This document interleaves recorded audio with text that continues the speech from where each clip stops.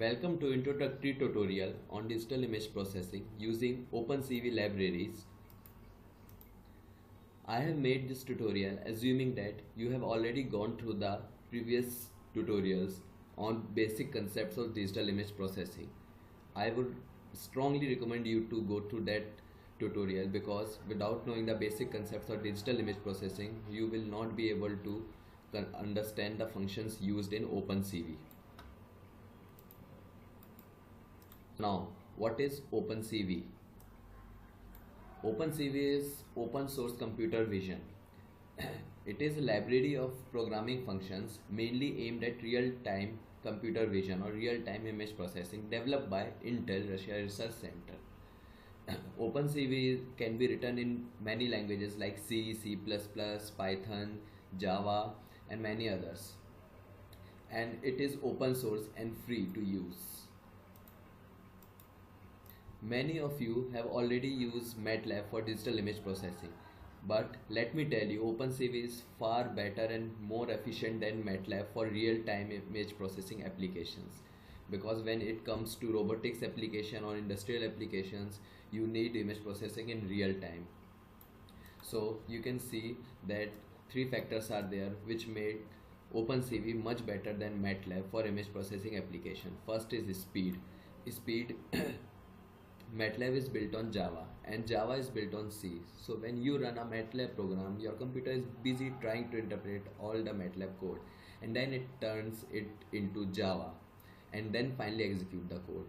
Opencv on the other hand is basically a library of functions written in C or C++.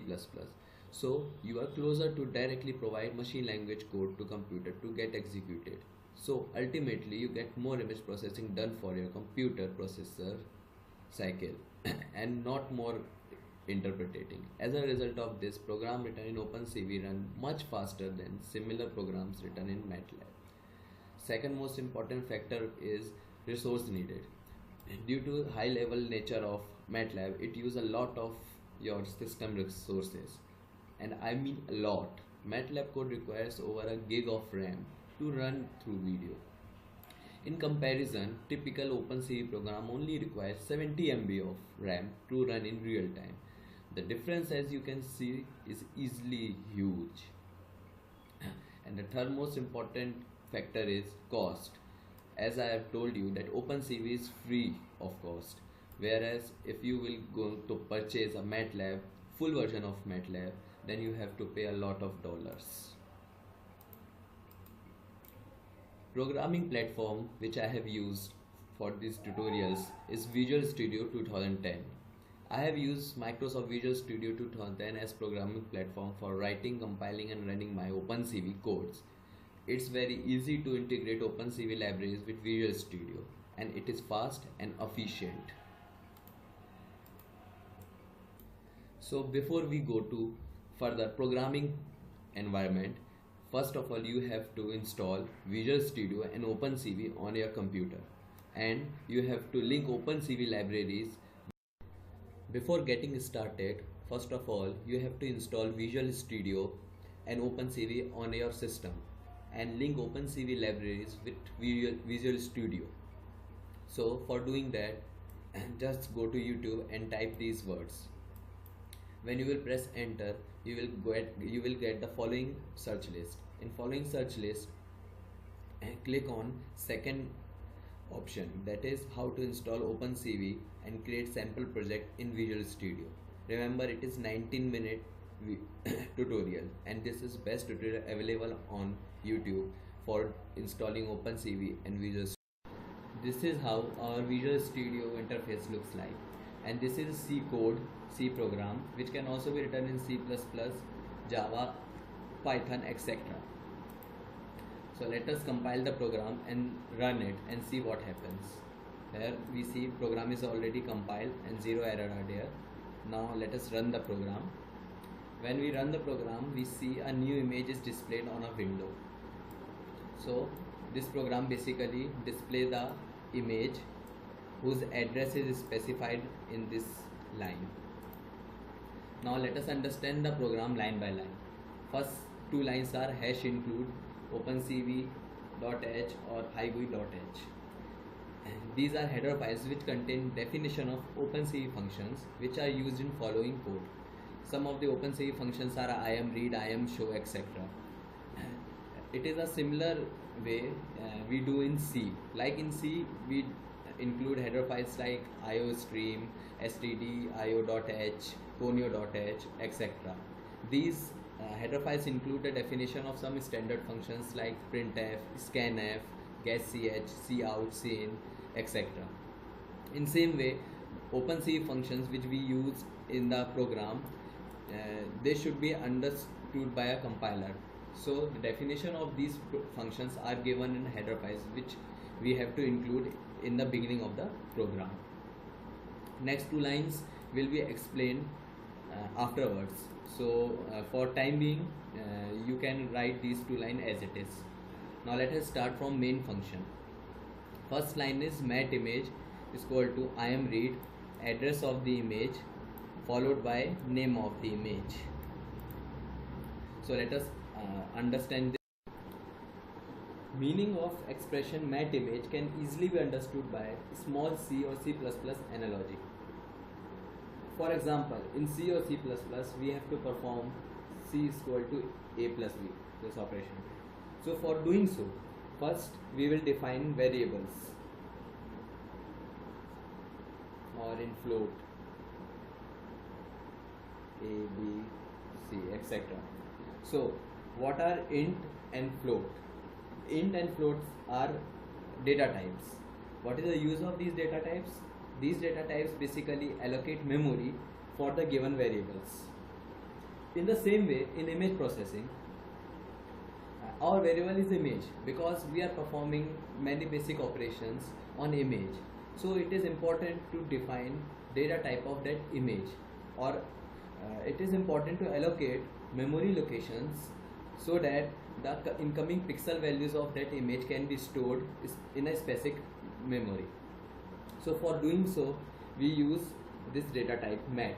In mat data type, the incoming pixel values of an image are stored in a matrix. And there is one more data type which is known as IPL, which we will see in next tutorial. So after allocating memory to the image variable, we are using imread. The syntax of imread function includes address of the image followed by name of the image. So what basically this function does, this function stores the pixel values of this image shape.jpg into the memory allocated to the variable image, which means the image shape.jpg is now successfully copied to the image variable. Once all the features of this image are stored in the memory, we can display that image in a new window using function imshow. Syntax of imshow is very easy. In this, first we have to define output window, and after that we have to write the name of the image variable which we want to display in that window. That is, when we run this program, this input file is a window, and inside this image is displayed. This is our desired image which is copied in the image variable img. Till now we have used a large memory space, so it is important to release that memory for further use. So for doing so, we use img.release.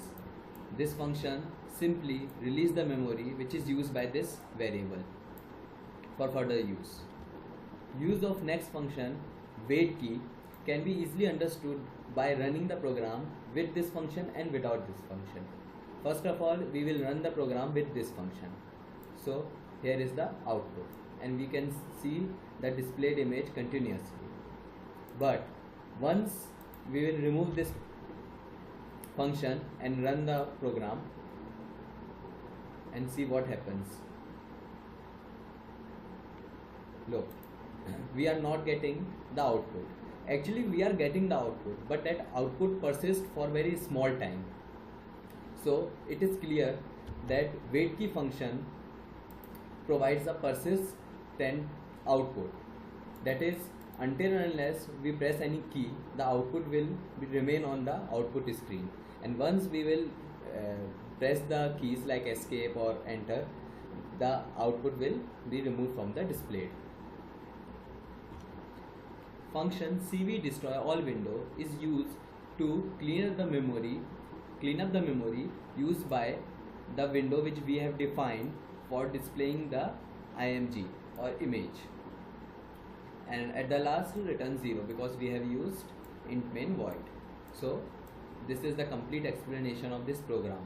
This program basically read the file from this address, store it in a image variable, then show that image. Here in this program we can remove this address of the image by just copying this image into the folder where your project is stored or where your main file has been stored. That folder can directly be accessed from here. In this folder you have to copy your sample image or sample video which is to be processed. When you copy that image or folder into that folder, you can remove this address. And now when you will run the program, it will work finely. Here same output is there because we have stored this image into the folder where main files are there. All the contents of that folder can be seen here also. All the files, all the videos, everything can be seen here.